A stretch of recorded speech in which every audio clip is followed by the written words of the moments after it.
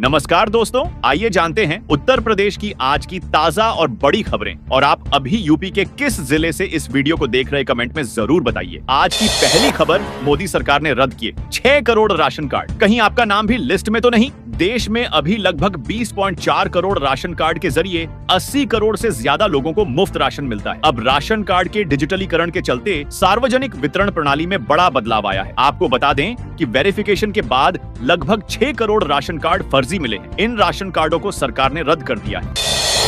अब ग्रेटर नोएडा में खरीदें सपनों का घर। 1250 फ्लैट्स की बुकिंग हुई शुरू। सिर्फ 24 लाख में हो जाएगा गृह प्रवेश। लगातार बढ़ते पॉल्यूशन व भीड़भाड़ को देखते हुए लोगों का मोह अब दिल्ली से भंग होता जा रहा है। इसीलिए लोग दिल्ली के नजदीक खुले एरिया में सपनों का घर खरीदना चाहते हैं। लेकिन यहाँ आसमान छूती महंगाई के चलते लोग घर खरीदने का सपना तक नहीं देख पाते हैं।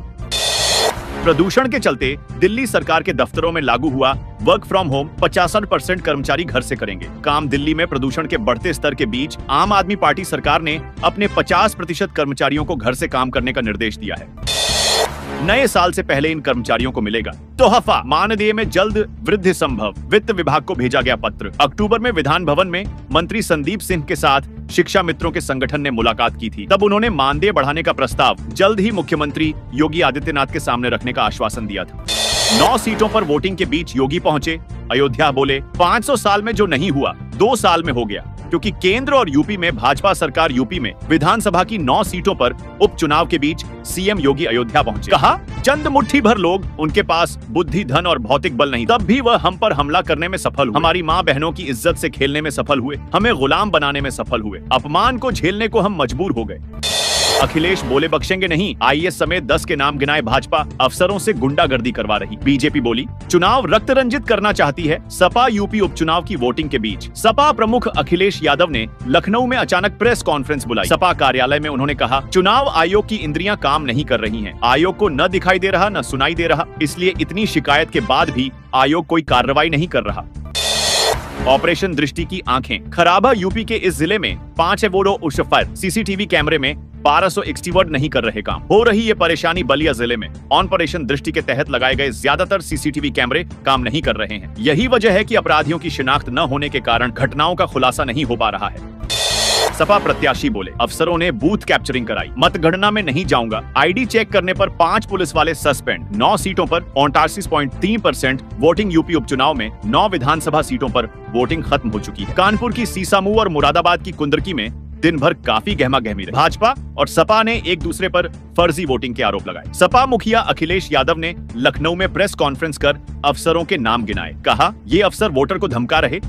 यूपी में घना कोहरा। हाईवे पर 7 गाड़ियां टकराई। 7 जिलों में अगले आदेश तक स्कूल बंद। मेरठ में पारा 11.6 डिग्री सेल्सियस पहुंचा। वेस्ट यूपी में प्रदूषण खतरनाक स्तर तक पहुंच गया है। बुधवार को कानपुर, लखनऊ, मेरठ, गाजियाबाद, बरेली, शामली सहित कई शहरों में सुबह घना कोहरा रहा। मेरठ में न्यूनतम तापमान 11.6 डिग्री सेल्सियस पहुंच गया। फतेहपुर में कानपुर प्रयागराज हाईवे पर बिंदकी में कोहरे के चलते 7 ट्रक आपस में टकरा गए। हादसे में 7 लोग घायल हो गए।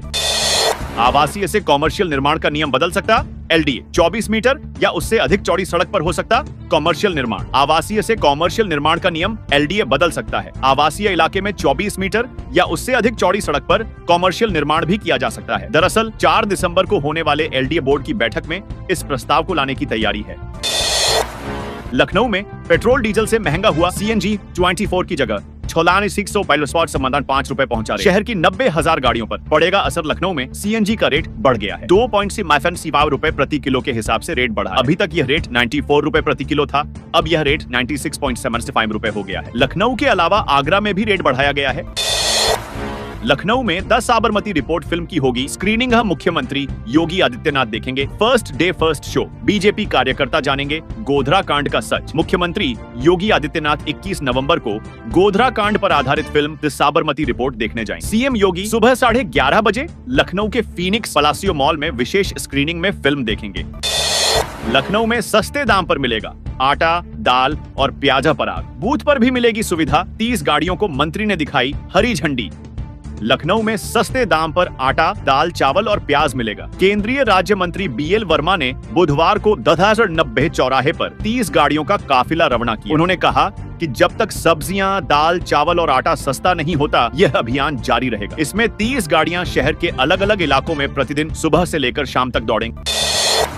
CCSU में 2500 जरूरतमंदों के लिए एकत्र किए कपड़े। Sir Chhotu Ram engineering college द्वारा उन्नत भारत अभियान के अंतर्गत किया गया वस्त्रदान कार्यक्रम। CCSU में sir Chhotu Ram engineering college द्वारा उन्नत भारत अभियान के अंतर्गत पुराने वस्त्रों को दान करने के उद्देश्य से आयोजित कार्यक्रम में 2500 लोगों ने कपड़े दान किए। इन कपड़ों को विवि प्रशासन जरूरतमंदों में बांटेगा। आगे भी इस तरह का अभियान चलाया जाए।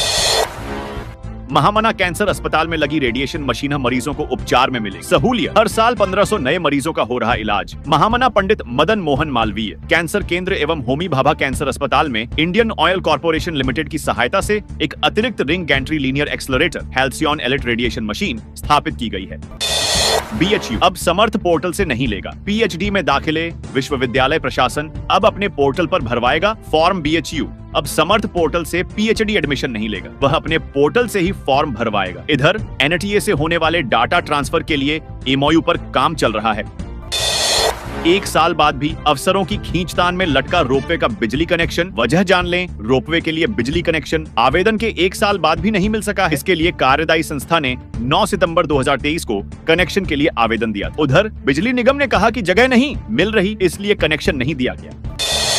नोएडा में कोई प्रदूषण करता दिखे तो करे इस नंबर पर व्हाट्सएप फोटो खींचकर डालने पर होगा तुरंत एक्शन। ICCC से होगी निगरानी। बढ़ते प्रदूषण को देखते हुए इस पर अंकुश लगाने के लिए नोएडा प्राधिकरण ने एक व्हाट्सएप हेल्पलाइन नंबर जारी किया है। यह नंबर है। इस हेल्पलाइन पर कोई भी शख्स ग्रेप नियमों का उल्लंघन दिखने पर फोटो खींचकर भेज सकते हैं। इस पर शिकायत मिलते ही प्राधिकरण कार्रवाई करेगा।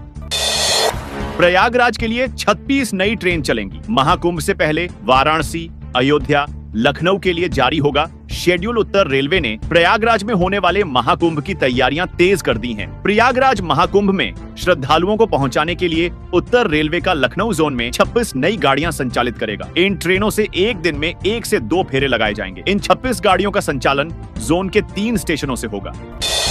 अलीगढ़ मुस्लिम यूनिवर्सिटी में टीचर के विभिन्न पदों पर चल रही भर्ती, जल्द करें आवेदन।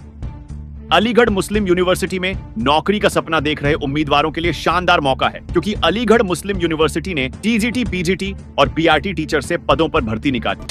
CM ने 25 अम्बाड़ा सेट 3 करोड़ के वाहनों को हरी झंडी दिखाई। अयोध्या की स्वच्छता और सुंदरता की दिशा में नगर निगम का एक और बड़ा कदम। नगर निगम अयोध्या में स्मार्ट सिटी मिशन एवं स्वच्छ भारत मिशन के अंतर्गत फाफर मैकेनाइज्ड स्वीपिंग वाहन 01 मोबाइल FSSM मशीन ऑफ कूड़ा एकत्रित करने के लिए 18 हॉपर टिप्पर कुल लागत Ru 25.63 करोड़ की लागत से आपूर्ति किए गए। पराली जलाने वाले किसानों पर एक्शन। 12 किसानों की गन्ने की सट्टे की सूची बंद। प्रशासन को सैटेलाइट से मिली थी जानकारी। शाहजहांपुर में पराली जलाने पर प्रशासन ने सख्त कार्रवाई करते हुए 12 किसानों के खिलाफ कार्रवाई की है। सैटेलाइट से मिली जानकारी के आधार पर इन किसानों की पहचान की गई। प्रशासन ने इन किसानों की गन्ने की सट्टे की सूची बंद कर दी है। उनकी एक सूची भी जारी की है।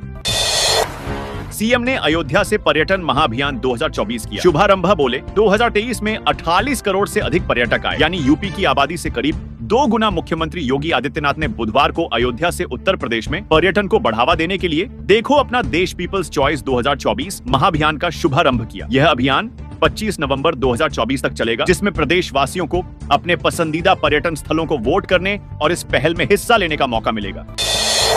रामपुर में किसानों को नहीं मिल रही खाद्य समितियों पर लग रही भारी भीड़। किसान बोले दुकानदार उत्पीड़न, ओवर रेटिंग कर रहे हैं। रामपुर के किसानों को खाद नहीं मिल पा रही है, जिससे जिले की समितियों पर किसानों की भीड़ लग रही है और मारामारी मची है। फिरोजाबाद में 118 पेटी शराब के साथ एक गिरफ्तार फिनाइल की पेटियों के बीच छिपाकर बिहार ले जा रहा था। 2 फरार फिरोजाबाद के थाना रसूलपुर पुलिस ने बुधवार को छापामार कार्रवाई करते हुए एक बंद बाड़ी कंटेनर को पकड़ा, जिसमें से 118 पेटी अंग्रेजी शराब बरामद।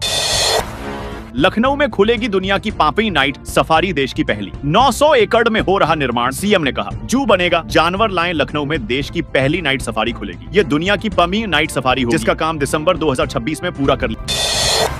किसानों को मुआवजा न देने पर NHI से जवाब तलब। इलाहाबाद हाईकोर्ट ने बस्ती के मामले पर पूछा, क्यों नहीं किया भुगतान बस्ती में राष्ट्रीय राजमार्ग के निर्माण के लिए अधिग्रहित भूमि का मुआवजा। किसानों को नहीं देने पर इलाहाबाद हाईकोर्ट ने NHAI राष्ट्रीय राजमार्ग प्राधिकरण के अध्यक्ष और प्रबंध निदेशक से जवाब मांगा है। लखनऊ में 450 दिव्यांग बच्चों ने प्रतियोगिता में लिया हिस्सा। खेलकूद प्रतियोगिता में दिव्यांग बच्चों ने दिखाई शक्ति, लोगों ने जमकर बजाई ताली। लखनऊ में तहसील स्तरीय दिव्यांग बच्चों की खेलकूद प्रतियोगिता और सांस्कृतिक कार्यक्रम का आयोजन किया गया। विकास खंड बख्शी का तालाब क्षेत्र में आयोजित प्रतियोगिता में खंड शिक्षा अधिकारी प्रीति शुक्ला, ERP अनुराग सिंह राठौड़, जिला व्यायाम शिक्षिका नीलम सिंह ने हिस्सा लिया। विभिन्न प्रतियोगिताओं में 450 दिव्यांग बच्चे शामिल हुए।